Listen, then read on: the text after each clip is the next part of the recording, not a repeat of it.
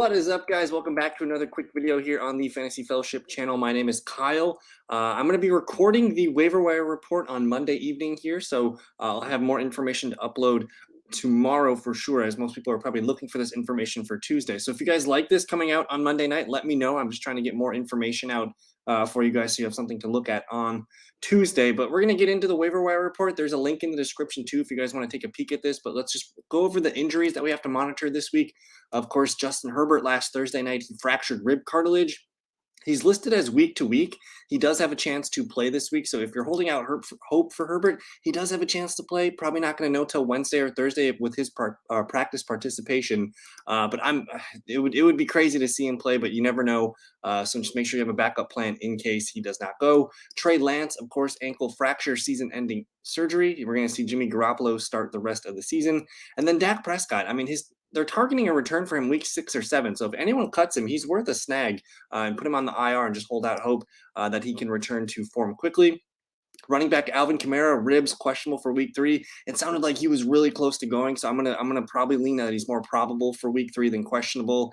J.K. Dobbins, they did try and get him to go week 2, and then I thought he was gonna play week 2 actually, and then Harbaugh comes out today and says he's more week to week than anything. So definitely in question for week 3. James Conner injured his ankle. He came out of the game, did not finish the game week 2. But I saw him on the sideline. He looked fine. He wasn't being looked at by a trainer. He didn't leave to the locker room or anything like that. So I think he's more like a true questionable. We'll see if he can get through practices this week. We'll talk about his backups later. Damian Harris had a little knee thing at the end of the game. He should be okay, but we're going to watch his practice participation as well. The rookie running back Tyrion Davis-Price has a high ankle sprain. He's going to be out a couple weeks. We'll talk about his potential backup, as he was looking good for the backup. He was going to be the backup to Jeff Wilson, so we'll find a new one there. Jerry Judy, shoulder injury. He's questionable for week 3. The MRIs and the X-rays all came back negative, so he survived a major, or he didn't get hit with a major injury, which is very good. But we'll see about his reports week 3. He might miss a game. That seems reasonable to me. Chris Godwin, hamstring. I don't know if they're going to make him play. Again, Mike Evans was suspended today, so no Mike Evans for week 3 against the Packers. Maybe Chris Godwin plays, but I mean, again, coming off that the knee, and now he's got the hamstring, it would make sense that he rests. We'll see about Keenan Allen, who had the hamstring from week 1. We'll see if he rests again. Hunter Renfrow had a concussion at the end of the game. We'll see about him this week. Rondale Moore, hamstring, doubtful, not looking good. We'll talk about his replacement.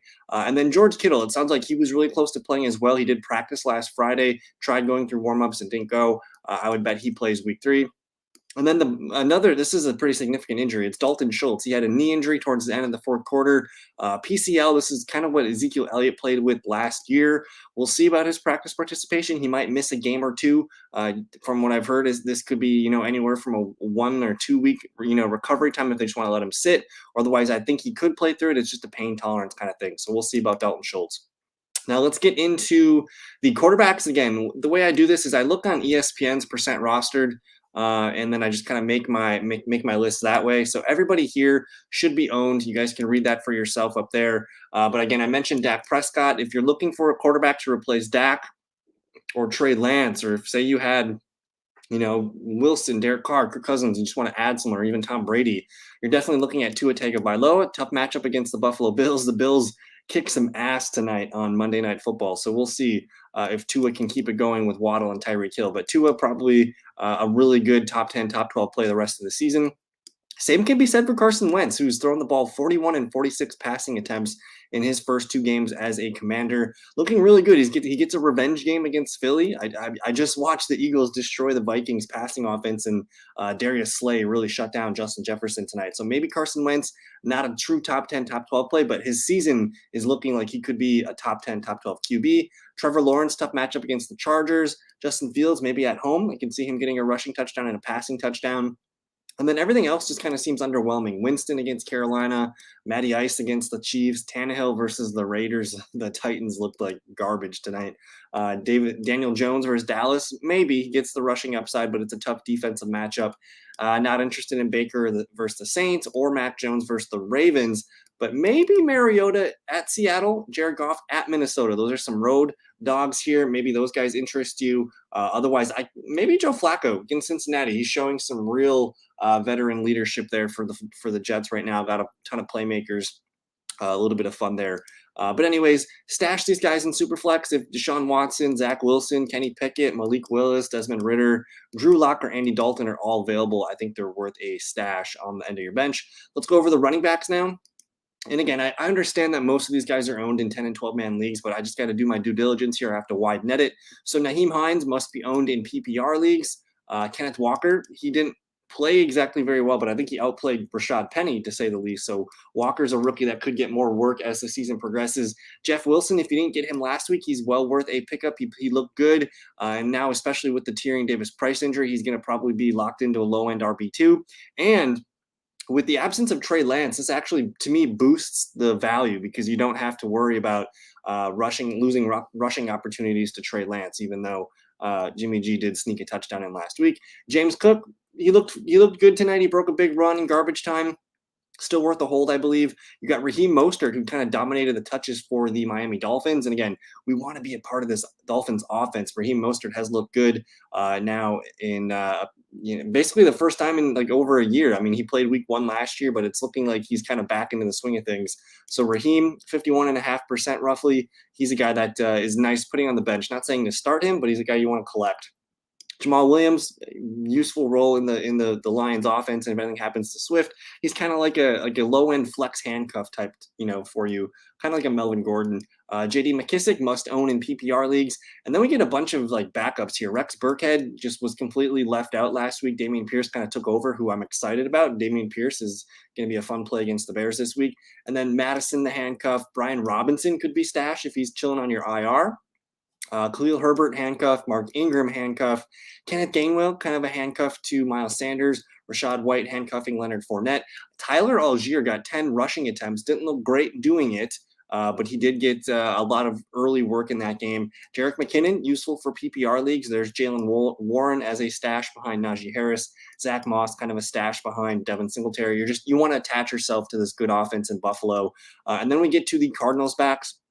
If James Conner can't go, Benjamin and Garrett Williams are likely going to split time.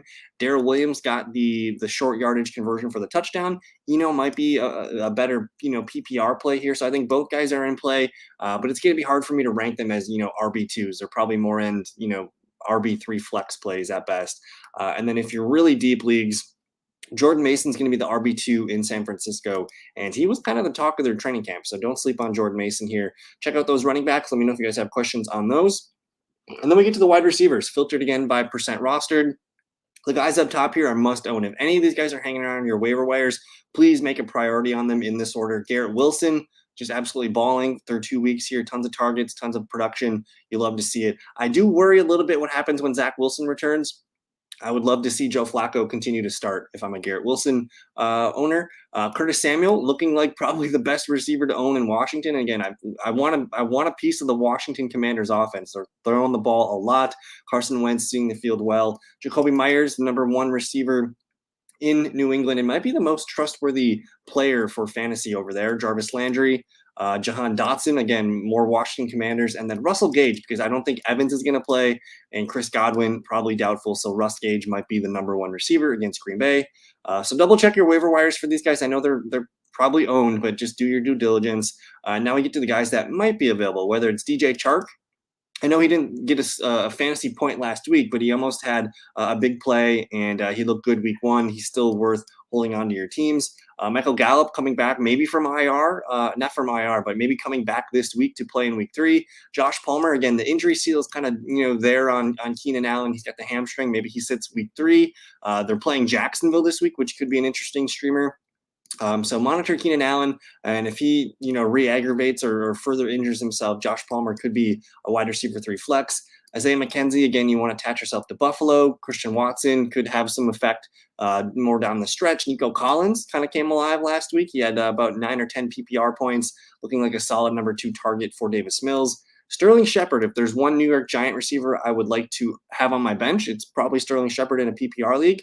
And then some vets, Zay Jones, Sammy Watkins, Corey Davis. You guys are all kind of nice, flex bench options for you. Then we get to some young guns here. Greg Dortch filling in really nicely for Rondale Moore in the slot. He catches a touchdown last week. I think he's been over double digits in 2 straight games. Kyle Phillips, not a great week too. The Titans just kind of got destroyed. But Kyle Phillips is worth a end-of-the-bench roster spot in PPR leagues. And then Noah Brown looked really good. I think he's still going to, even if Gallup returns week 3, Noah Brown's a sneaky ad here. Richie James, number 2 receiver for the Giants. Nelson Aguilar, the number 2 receiver for the Patriots, popping off big time there.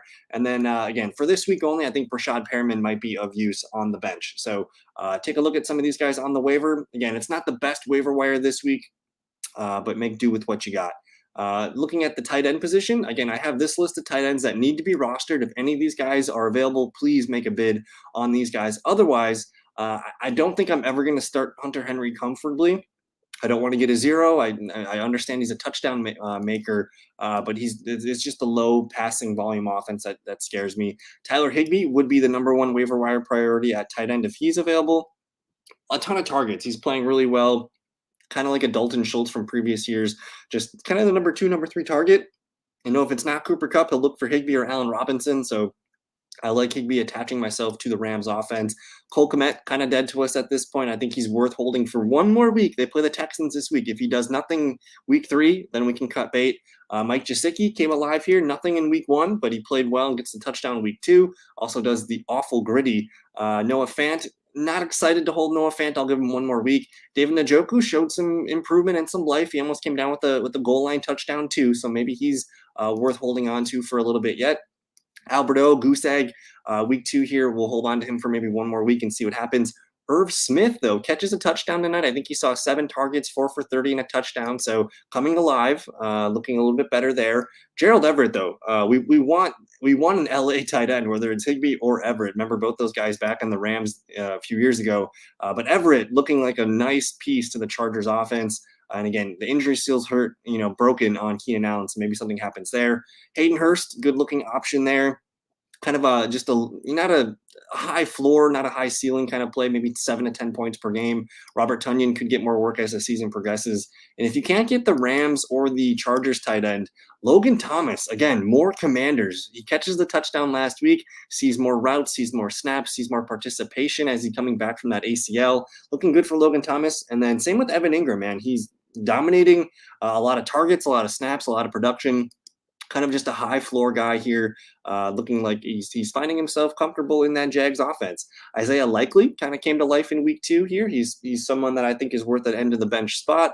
And then Tyler Conklin, the ultimate end game tight end option for you. If you need a tight end, Tyler Conklin's the guy. He's been over double digits in 2 straight games now, catches a touchdown week 1. And then in this week, he goes for 10 PPR points. Juwan Johnson, kind of the main receiving tight end for the Saints. And then if Dalton Schultz is out for a little bit, maybe Jake Ferguson is worth a monitor situation for this week against the Giants. So something to keep an eye on there. Let's move on to the defenses. Again, filtered by percent rostered on ESPN. I love the Saints at the Carolina Panthers. The Rams should be able to take care of the Cardinals, but you never know. The Steelers and the Cleveland Browns. I think the Steelers-Browns game is going to be fun Thursday night, but it's probably low scoring. That Dallas Cowboys defense has stifled Joe Burrow and Tom Brady. Massive, massive success with the pass rush. Cowboys probably going to be lighting up the Giants. Cincinnati at the Jets. We'll see. Cleveland Browns versus Pittsburgh. I like the Browns. I think the Browns at home hosting Pittsburgh looks pretty good. Again, Mitch Trubisky doesn't really scare us. The Steelers offense looking kind of, not exciting right now. But the team that I want is the LA Chargers. They're going to get Jacksonville this week and Houston the next week. So that's a 2-week sign for you. Otherwise, if you can't get that, the Chiefs at home against Indy, I'm cool with that. Maybe the Bears against Houston, maybe Seattle against Atlanta, and some of the inverses here, Houston versus Chicago. These are just going to be low-scoring games. So I think shoot for the Chargers, if not the Browns, and maybe the Chiefs.